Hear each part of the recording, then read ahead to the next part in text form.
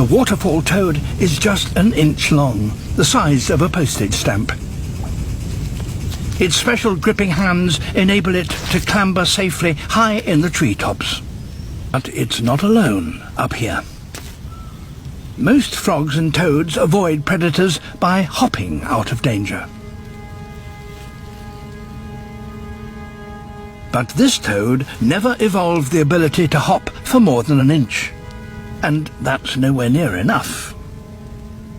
One way it gets eaten, the other way is thin air.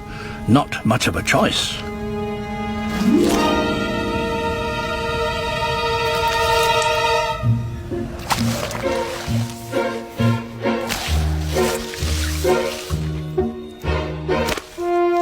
But this isn't suicide.